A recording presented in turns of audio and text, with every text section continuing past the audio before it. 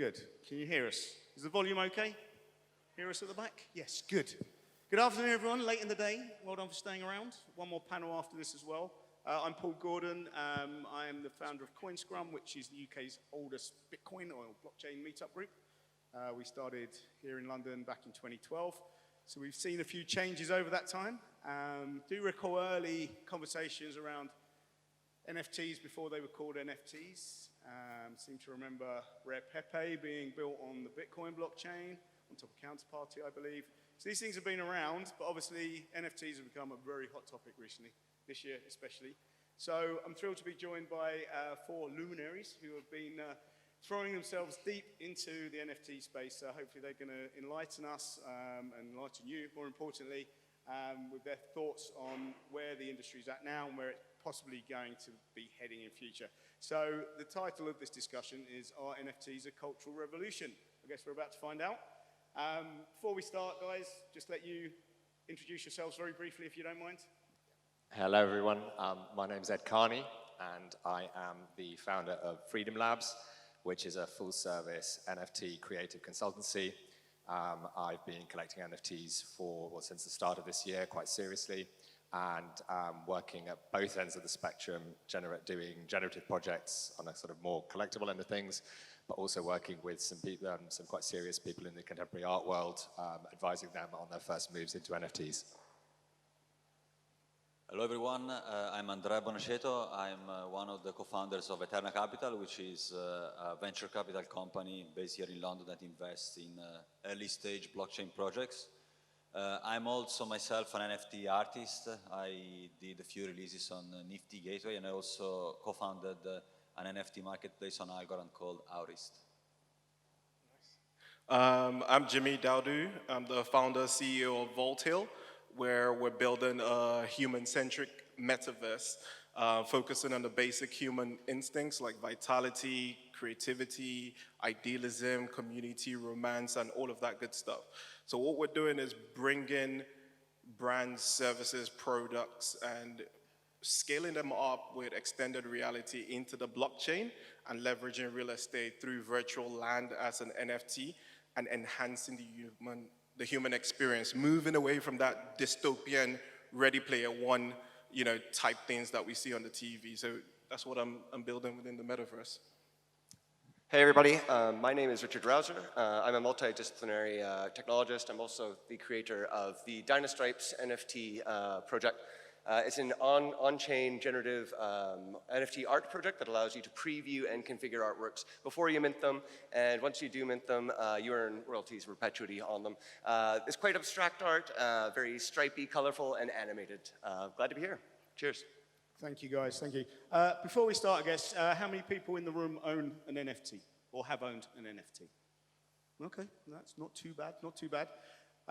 So, are NFTs a cultural revolution? Richard, are they?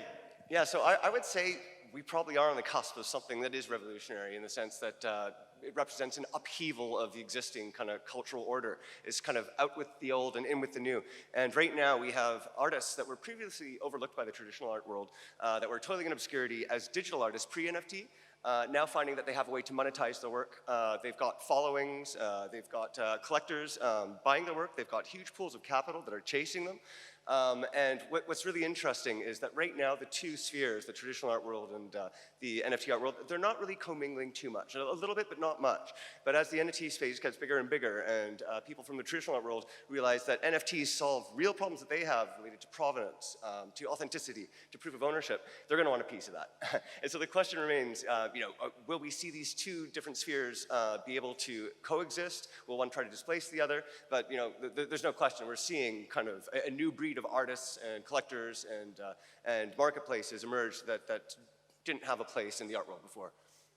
Yeah, I think just picking up on that point, the best analogy I can give for what's going on now with NFTs is really when the sort of onset of motion picture arrived in the 1930s, 1920s, 1930s.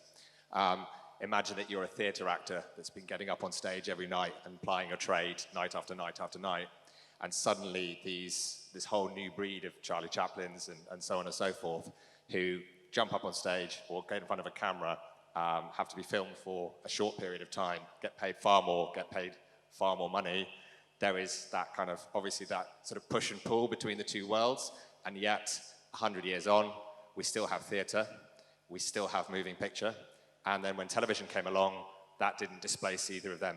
And I think we're just going through that shift at the moment. It is an entire new vernacular that people are getting to grips with. Some people are skeptical. There is a lot of skepticism in the kind of higher end of the art world. But I think as time comes, there will be, more of a kind of coming together of both disciplines as people just get used to, what is at the moment a very, very new technology. Yeah, if we stick on that in terms of the traditional art world, we've seen big auction houses sort of jump on the bandwagon. If there's commission to be made, they'll go out there to make commission. But also from that traditional world, there's quite a few naysayers and sort of people that are still kind of waiting to be sold on this. Andrea and Jimmy, perhaps, what's your thoughts on what are the key facets that you think they're missing? That they're just maybe, being a little bit set in their ways and, missing the real opportunity. What's that key facet? I think the most important thing for the NFT movement to become sustainable long term is to really build this bridge between the traditional world and the NFT world. About large auction houses like coming in, I see this as something positive. Actually, with Auris, just like a couple of days ago, we did actually the minting on the NFT of Andres Resinger on Christie's, so that was minted on Algorand. So I think this thing is very positive, and it legitimizes certain artists also in the traditional world. So I'm not like a big fan of completely destroying what was happening in the past and rebuilding everything from scratch. I think there are many things that they still make sense in the traditional space that can be brought into the NFT space to really increase also the level of the conversation, because now the reality is that we are in a situation where there is a lot of hype. And of course, everyone knows that this is not sustainable. Many projects are going to go to zero. And I have to say that by some extent, I'm almost looking forward to a phase where things cool down. And then the people that are in for the right reasons, they'll continue building, and they will really ensure that this is a sustainable long-term paradigm shift rather than, a quick money grab as it is from, many people. So I think whoever from the traditional world or the crypto world has this mindset should collaborate, and together then we build the new building blocks. Yeah. Jimmy, you're focused on a specific niche in terms of metaverses. Seems like everything's converging at the right time. VR, AR's all been hovering in the background for many years. Maybe the hardware's been too expensive or too cumbersome. That seems to be improving and more accessible now. Just given everything over the last 18 months with COVID, people looking at more tools, ways of collaborating online. So, and seeing with the rise of platforms such as Decentraland using the blockchain to create some form of scarcity. So, in your particular use case, what is it that stands out for you, which is going to open up opportunities which just weren't possible before? So it's quite broad, right? When we talk about the metaverse, and like we all know, a certain Mr. Zuckerberg? Well, yes, I knew you were going to do that, has brought the metaverse to the forefront, right? And for us at Vault Hill, it's looking at, okay, what does that really mean? How do we still put humanity with technology in the metaverse, leveraging all of, what you've said, extended reality. As we start to go forward with all of this, the cost of technology, i.e. the headset or the hardware starts to reduce. So it's now, how do you start to bring this to life, right? How do you look at what you do today? When I was pitching up earlier, I talked about, being on top of Mount Everest as an experience, looking at the world in 360. How do you bring that experience to life? And these are the kind of things we're building. So I'm not going to say they're not challenges. They are challenges, and we are privileged to be building this and shaping what that looks like, leveraging blockchain, leveraging, Web 3.0 in this space. So, it's incredible. It's amazing that we're all here doing this, and you guys are here as well, aiding to that adoption. Yeah, well, I guess, especially we're here mostly talking about DeFi today, but I guess this falls into that as a subcategory. And I think, we can't deny that a lot of DeFi, a lot of crypto in general has been driven by speculation and the the hunt or the dream for profits. And you know, we could get into debate around valuations and how any of these NFTs or assets are being valued now, and I guess the market will decide over time. But I think what we are seeing is kind of broader adoption because of NFTs around use cases of whether it's collectibles or sports trading cards, etc., which seems to be opening up a broader audience than maybe people, you know, there's only so many people in the world that are interested in pure speculation. So what are your, Ed, perhaps, what are your thoughts, especially the areas that you're looking at? How do you see this actually benefiting and supporting the broader ecosystem? I mean, for me, the whole forward play for NFTs, and you know, that applies not just to kind of art, but to all of the other applications, you know, patents, and you know, there's so many, you know, ways that these will be used moving forward. Is all down to long-term utility. It's all utility. It's really, you know, yes, you can have a JPEG, but what does that actually represent, and what does that get you as a collector, as an owner moving forward in the now, short, medium, and long term? And it could be enormous pleasure if it's a piece of high-end art that you've, you know, collected and there's a one of one. But if you've got a Bored Apes are the next, they're the new Rolex. You know, you have a Rolex or a Lamborghini, it sits on your wrist, you know, and maybe people see it in meetings or whatever. If you can put your PFP up on your, you know, on your Instagram, and your 20 million followers can see, and this is, you know, baby steps, early steps, and yet, you know, the amount of utility that gives you in taken seriously in certain communities, you know, owning a punk, you know, has that. That's a very basic kind of showy example, but there are so many more nuanced and subtle examples of this that are starting to come through, and I think that's where it really starts to get exciting. And it's like, you know, these become, you know, keys to future projects, keys to future access. Once the metaverse really does start to kind of realize itself, you know, there will be whole areas that are gated, and these will become pass keys into them. And, you know, that's really exciting. And seeing people start to lean into that, really play around with this whole new vernacular, I think is, you know, it's only just getting started. And for me, the projects that I really care about and the ones that I'm really kind of watching moving forward, Artifact Clone X being, you know, the most kind of immediate, you know, it's coming out in a couple of weeks, you know, what those guys have done and the kind of the love, care, and attention that they've put into that project. And you know, the support that it will get moving forward because the team is, you know, so committed. That's really exciting for me as a lover of art, as a geek and a gamer. I really look forward to seeing how that shapes up. Just to add on that, and as we start to scale into adoption, it's around value as well. You know, how do people put value on all of this, you know, NFT, you know, DeFi protocols or products, you know, the metaverse, you know, it's value. You know, and as you start to enhance all of what we're doing, aid adoption, get my grandmother to start to understand crypto, you know, that's it, you know, and that's what all of us are doing as well. So just wanted to add that notion about value.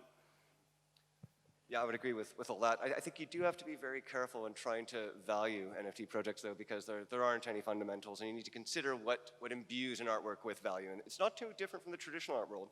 A lot of it is about hype. A lot of it is about marketing, and particularly in the NFT space, is about community building. And if there's not a community around a particular kind of art project that's going on, then it might not accelerate in value. And that's pretty true. Also, you need to be mindful that it's very easy to manipulate NFT markets right now, particularly on the newer blockchains. A lot of, you know, marketplaces on Ethereum, for instance, do have fraud detection and tools in place. But, you know, Tezos and Solana, which are really up and coming, and there's some amazing art being produced for those blockchains, you do have to be mindful of the fact that there are people selling artworks back and forth to each other or to themselves just to increase the values. And you'll see artworks on Solana Art, for instance, that are selling for half of what they were last week, and you kind of wonder what's going on there. That doesn't seem to be a good reason many times. I'll just make a quick point. Damien Hirst has actually been doing that himself, back and forth to himself, for his entire career, so it's nothing new. And it has always been thus across not just, you know, this world, but worlds that have come before. Yeah. One thing to add, like, in my opinion, like I would divide them like in two groups, the projects that I think in the NFT space will stick around.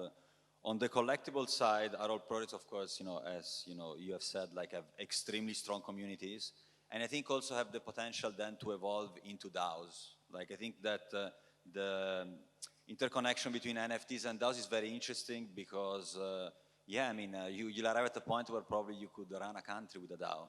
And I'm really interested, you know, into this direction. And yeah, you need to bond people online, right?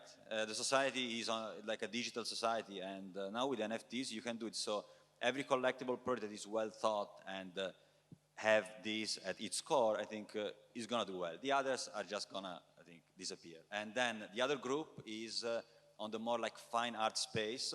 I would consider like these artists that they have really a very mindful approach of not flooding the market with supply and really having like having the right people around them, you know, the right collectors, opening up to the crowd, of course, like to everyone, but, you know, ensuring that they don't just, you know, because we are at all-time high, like inflate the market, because it's something that can look good in the short term, but then in the long term will basically destroy completely, you know, their market. Yeah, I mean, we've seen, if anyone's been around crypto for a while, you know, we've seen this many times before. We saw it in 2017 with ICOs, and unfortunately, it tends to be the latecomers that are kind of coming into the market, hearing lots from their friends, and you know, these kind of sensationalist stories, and again, come in late in the day and they don't necessarily do all of the homework themselves that they should and do all of their own research. I mean, this concerns me slightly. Again, still early days, and you know, I'm a big believer in the potential of all of this, but also, you know,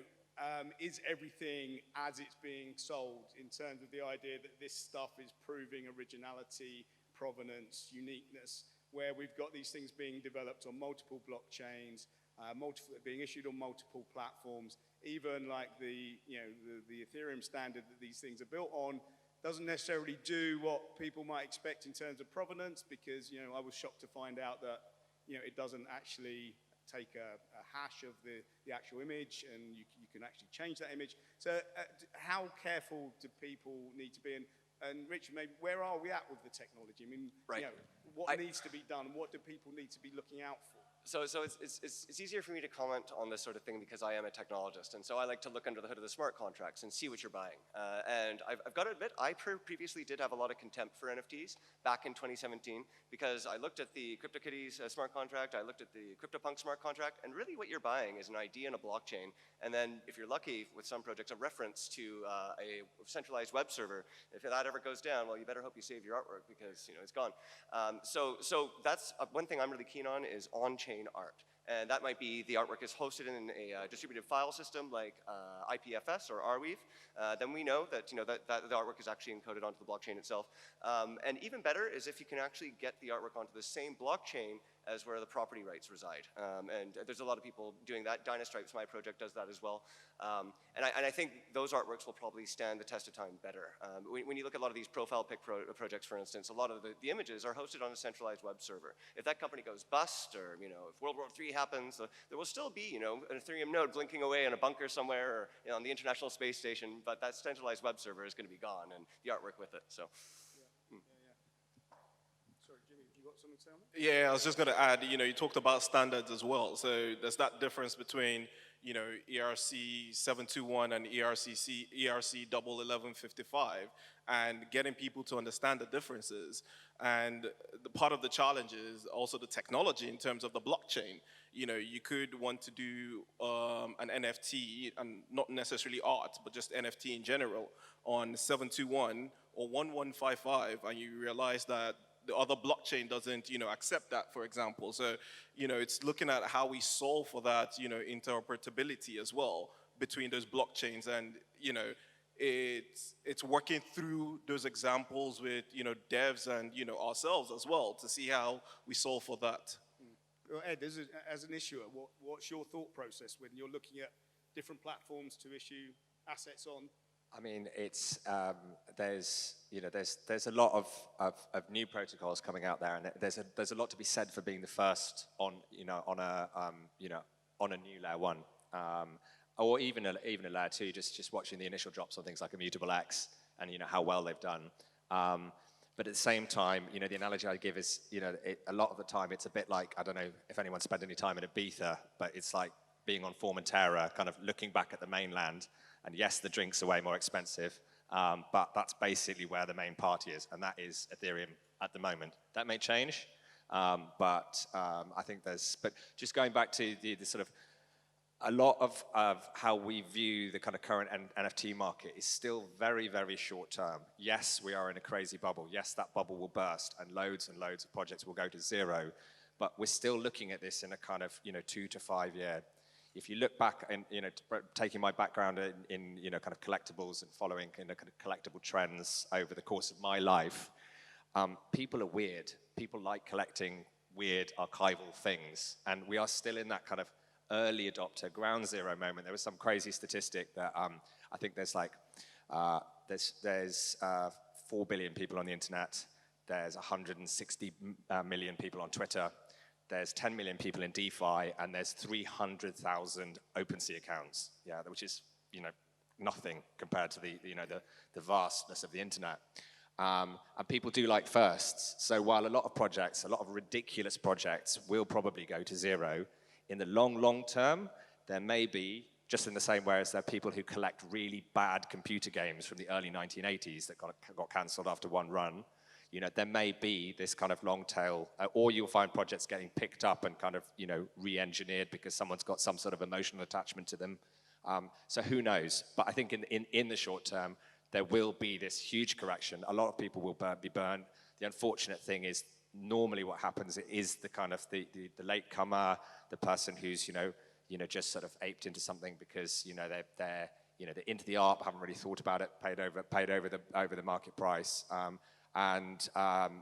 Unfortunately, that is just the nature of things. But I think long term, the projects that will survive are the ones that, that are actually, offering something that continues and continues and continues. Yeah, Andrea, with your investor hat on, obviously you've got your artist hat on.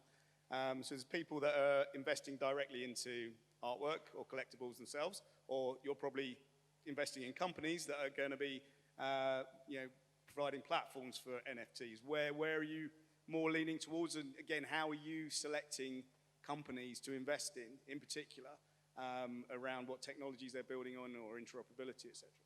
So from a fund standpoint, we do invest in companies. So we don't go and buy NFTs, even though I have to say that with our balance sheet, what we did buy an iguana on Algorand, so like a custom iguana on Algorand that now we have on our Twitter profile page if you go to see. And I mean, we did it because I really love that collection. The community is amazing, and it's, yeah, I mean, I think they're gonna do very well, and it's something that, we do like, of course, like the concept of NFTs, but we have also a regulated fund, so we cannot go and buy, the NFT itself, but we do invest in companies like marketplaces. We made like a few investments already there. And then, basically the due diligence process and the steps are, the same as for all the other products. We look at the team, the valuation, the metrics, where they want to go. And we tend, to basically co-invest, with some large investors. Like we normally don't lead rounds, and then, help the project like along the line. Then from me, like on a personal level, I do like invest myself like in NFTs on top of like creating, and I'm quite, broad and diverse, and the mindset that I have is basically what I mentioned, to really look at the collectible product with very strong communities that could eventually even go into like DAO, and having like backing like traditional artists, like artists like that can go into like the blue chip phase. And is one thing that I really like is that in all these period that have been around NFTs, I really made some good friends, even with artists in a phase where no one cared about NFTs. So the community was really very open because no one really cared about that. So the people that were there at that point, they were really genuinely interested, and it was very nice. Now, of course, is a bit different, but I think that, long term, these are the people that will stick around, and I completely agree with you that it's super exciting that we are still at like phase 0, basically, of this whole thing. So one thing that is important that I want to add is this. People that, there are like split, of course, comments on NFTs, but people that are against NFTs and say that it's a bubble is something that is true and not true, in the sense that in the short term there might be a correction, okay? But basically the upward trend is like this. If you see like every big technological innovation goes through hype cycles, the internet went through it, the blockchain went through it, Bitcoin went through it, NFTs will go through it. Yeah, and it's really looking at what are these unique features which are in the long run going to stand on their own 2 feet. And I think one of those that you alluded to, Richard, was around, and I'm interested to hear, or hopefully everyone's interested to hear, where we're at in terms of things like royalties and performance rights, which if we use past examples, Van Gogh never sold a painting in his lifetime. It would have been nice if or his family would have been able to collect the royalties in hindsight. Now, in theory, with NFTs, you said we could go through this hype cycle. An artwork could literally go down to zero in terms of zero interest and zero value, and it could be picked up years later, and the artist himself or his family can collect royalties. Where, is that, how realistic is that? Is that actually being utilized now? It's happening, yeah. So I think this is a great example of the power of programmable money and cryptocurrencies. The newly ratified ERC 2981 standard is a royalties standard for the Ethereum network that allows artists to be paid royalties on artworks in perpetuity on every sale that happens after that primary sale. Now, this is a big problem in the traditional art world. And an artist might be perhaps young and naive, creates an artwork and then sells it for $100. And then 5 years later, he's famous and it sells for $100,000. But of course, that money doesn't go to him. None of it goes to him. It goes into the pockets of speculators, gallerists, curators, what have you. That's a real issue. Now, you might say, well, that artist, if they're able to see how one of their works sell for that kind of price, they could just create another. But think about the way that perverts the art world. It means that people are incentivized to create derivative works that are similar to what they've done in past. And you see this all the time in the traditional art world. Artists creating just new versions of what they've already created because it'll sell well, because they've already sold one for a high price. Now, artists, if they don't have that, if they're not incentivized that way, then they have more creative freedom. And they might have some cash to produce newer works that maybe are more highly evolved. Yeah, a lot of the marketplaces already support paying royalties in perpetuity to artists, but those solutions are proprietary. But just last August, ERC 2981 was agreed to, and a lot of marketplaces are working on implementing it. I believe Known Origin does already. OpenSea is working on it. Various of the others are. That really excites me. It's the power of programmable money. Yeah. Ed, are you seeing opportunities and demand around that use case for royalties? I mean, absolutely, yeah. I mean, it's as sort of split contracts and things like that become more and more common, and there's talk about doing dual contracts with kind of copyright as well, which is a huge issue in they're just being abused left, right, and center. I mean, it's not. This has been if you Picasso and the big artists have actually been doing this. Their estates have been doing this for time immemorial. If you sell on a Picasso, you do kick it back to but it's the smaller artists, and it's the fact that it's in perpetuity. Something can sit dormant for a while and then just get picked up, and that's really exciting. The winds of creative interest blow hot and cold. And the fact that something can sit there for a while, and then the artist will still realize that upside. Banksy sold a lot of his first works for £100.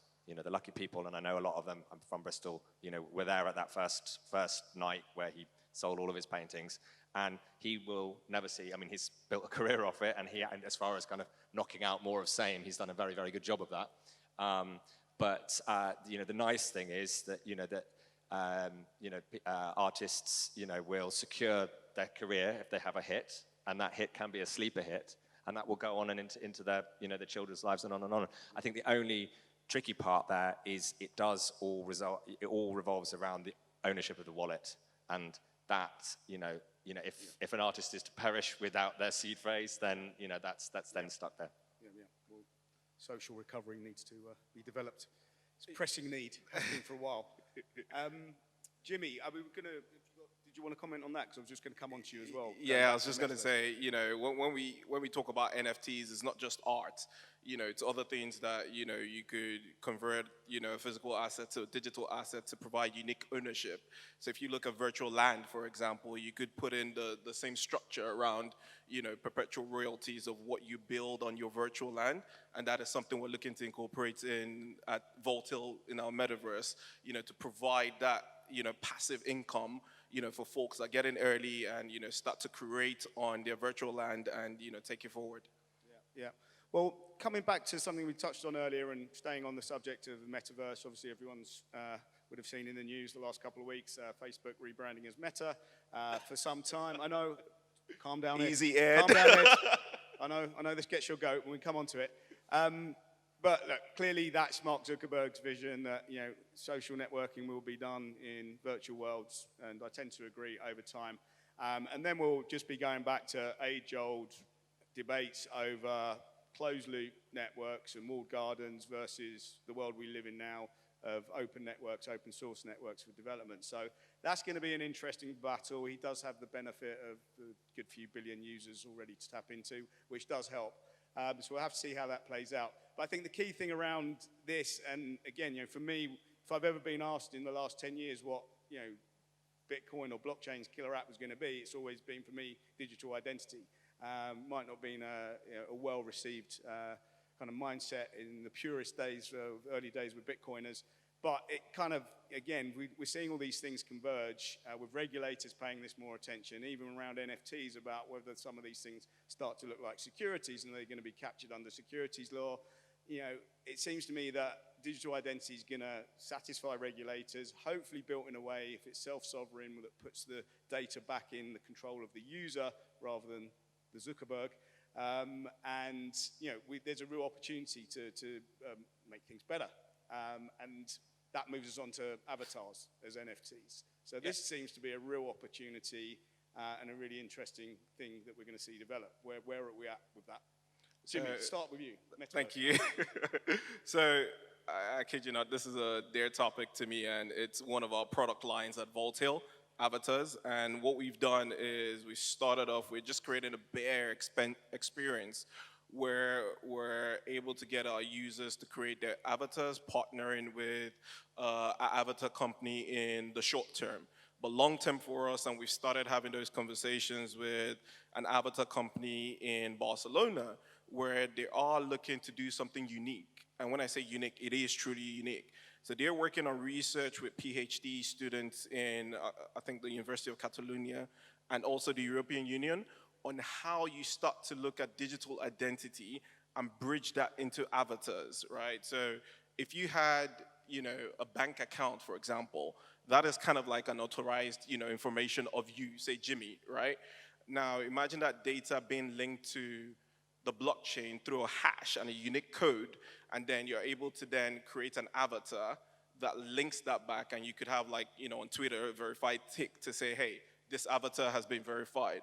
But then take a step back, look at that from creating multiple avatars, because people want to show multiple personalities. So if I have a job interview, I could, dress up like this. If I want to go to a CryptoPunk party, I could, put my CryptoPunk, avatar on and all of that. So it's how do you start taking all of these into practicalities? And that work has already started. And I kid you not, I'm so excited about what is to come with Vault Hill next year as well, because we'll start to unpick all of this, regulatory challenges and technological advancements to bring, data privacy, data ownership back to the user. Yeah. I mean, my question's also been, like, should it actually be the artists that have, it's their NFT which carries the value rather than the art itself, or at least an association between the two to keep them connected over time? I mean, if we've got this problem with, like, multiple blockchains, different assets being issued on them, surely if it comes down, if you can identify the artists themselves and their provenance, maybe there's work that needs to be done around that. I'm not sure. Maybe I'm just kind of thinking aloud here. But so I think here you raise an important point. I think the key word is interoperability. You'll be in a position where you basically decide whatever you want to do. You will support, like, multiple chains. You can mint on Ethereum, you can mint on Algorand, you can mint on Solana, whatever. You'll have bridges among different chains. I know that now, bridging is not always like a smooth experience, but it will improve. And I think many times we don't talk a lot about the infrastructure, of the NFT itself. We talk about how to sell the NFTs, but not about the innovations, within the NFT protocol itself. And something, for instance, that is never talked about is, for instance, this. So you mint on Ethereum, okay? Of course, I also, as an artist, mint on Ethereum. Like, the community is enormous there, right? But we should be aware that there are some complications, because tomorrow Ethereum forks the network, and forks of Ethereum happened. That NFT that lived on this chain now lives also on this other chain. Then, let's see which chain picks up. Normally, but still, you had one, and now you have two. If you start spending, like, millions of dollars on certain assets, well, it doesn't go, like, very well. For instance, in our case, like with Auris, the decision of also going for Algorand was because it's a blockchain that on top of being, like, very fast, quick, carbon neutral, doesn't fork. That, of course, someone could argue that, okay, if the developer community wants to fork it, they should be able to fork it, yes, but then, it gives less stability, less assurance to certain creators. So it's basically a situation of democracy. You basically do what you want, there are pros and cons of everything, and then you mint, and then you move things around, and yeah, I think, that's how I would like to evolve, and I hope it goes in the direction. I think also just coming back to the actual concept of avatarship, at the moment we're being kind of sold a dream by a lot of these companies, and some of them will follow through. There is yet a kind of actual, sort of obvious example of any of these projects that can be, and there's not the kind of APIs to support it, but I can see a time where, some of these blue chip projects, your avatar can just be effortlessly dropped into Fortnite, Roblox, Decentraland, with, at the click of a button, assets can be swapped around and they will swap across, all of your avatars. But that's personal avatars. Then there's also the concept of sort of third-party or passive avatars, which you may own or control, which aren't necessarily a representation of you. They're a representation of something that your imagination dreams up. And that's what I'm seeing a lot of people, how they're approaching the artifact clones. I have a friend of mine who's eligible for 100 of them, and I asked him, what are you going to do with them? And he said, I'm going to start a management company, and I'm going to manage these as characters, as influencers. So I think you're going to see that side of avatarship. Edward Saatchi, who is Morris Saatchi from Saatchi & Saatchi's son, he's leaning very heavily into this whole world and, building on like Lil Michaela and influencers like that. So I think that's another whole aspect of avatarship that a lot of people are, don't quite see what's coming, but it's coming at us thick and fast. Yeah. Well, I mean, Jack Dorsey seems to be going down the open source, recognizing that, like, integrating like Twitter services, but with some of these new functionality on open networks. I mean, so who's going to win out, Jack or Mark? On the question of identity, and just to touch on one other thing, it is an interesting thing because there are almost two different worlds in the NFT space. There are NFTs that are just about the art and artistic merit, and you tend to find those on certain marketplaces, like for instance, Known Origin or Super Rare. It would be Hen on the Tezos blockchain. But then you have the NFTs that are really geared towards identity and communities, and those are the Bored Apes of this world, and they tend to be found more on marketplaces like OpenSea. And certainly Solanart in the Solana ecosystem.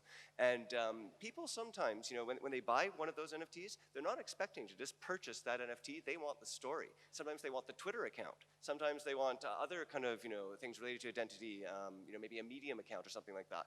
They want to almost adopt everything related to that particular NFT. And I think that's quite fascinating. And that would apply very well to the metaverse, yeah. Okay, we're getting the waves from the side of the stage, so we have to finish up now.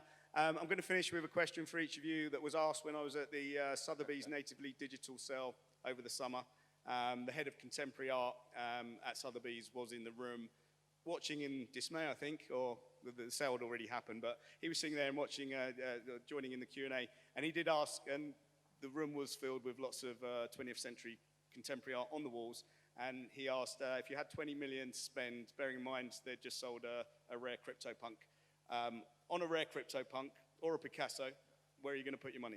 It's an easy answer for me. I mean, the Picasso, is it real? I mean, where are you going to store it? How are you going to sell it?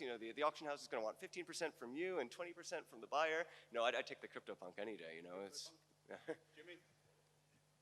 A Picasso, actually, because then I can now digitize the Picasso and sell it as an NFT. That's true. Yield farm your Picasso. That would be interesting. Hey. No, I'm just joking. Actually, of course, a CryptoPunk. Andrea?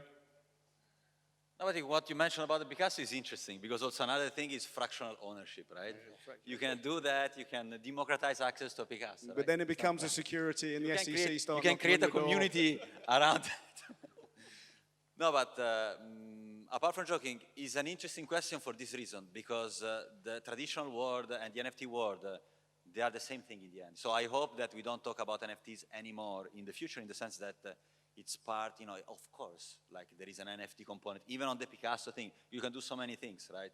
So if you take me like CryptoPunk versus Picasso and I cannot do anything with the Picasso, of course you go with the CryptoPunk, because it's like buying, you want to buy, Google when they started off, you know, or you want to go and buy something, you know, on the stock market. Depends also from your risk appetite. But I'm quite bullish on communities like, you know, CryptoPunks, Bored Apes. I think they will, you know, age very well, and what they, you know, have achieved already will be historical. I'm really glad my mum's not here.